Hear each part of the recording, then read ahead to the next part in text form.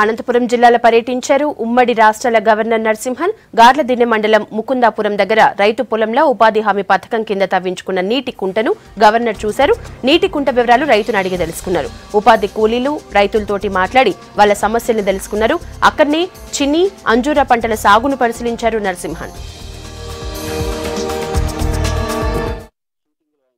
అలా ముకుందాపురం చూసింది ఏంటంటే ఈ పంట కుంట చేసాం, ఫామ్ పాండ్స్ చూసాం, ఎట్లా చేస్తారు ఆ ఫామ్ పాండ్స్ అని.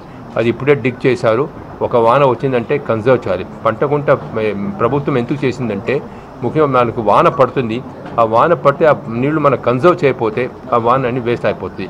ఈ కన్జర్వ్ చేస్తే అదే పంట కుంట నుంచి మేము రేపు షార్టేజ్ ఉన్నప్పుడు ఇది పెట్టుకొని ఫీల్డ్స్కి సప్లై చేయవచ్చు. కానీ దానికోసం పంటకుంట ఈ జిల్లాలో పంటకుంట ప్రోగ్రామ్ ఆల్మోస్ట్ 80% కంప్లీట్ అయిపోయింది.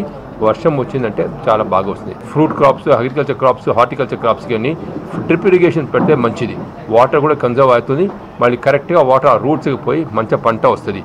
ఆ డ్రిప్ ఇరిగేషన్లో ఫర్టిలైజర్ కూడా మిక్స్ చేసి అట్లా రెండు మిక్స్ చేసి కూడా వేసే ఒక చూపించారు, డివైస్ కూడా చూపించారు. దాంట్లో చాలా లాభం వస్తుంది ఫార్మర్స్కి. నీళ్లు తక్కువ నీళ్ళలో మంచి పంట వస్తుంది. అది డ్రిప్ ఇరిగేషన్ చూసాం. చాలా మంచి కార్యక్రమాలు అన్నీ కూడా చాలా గొప్ప కార్యక్రమాలు అన్నీ.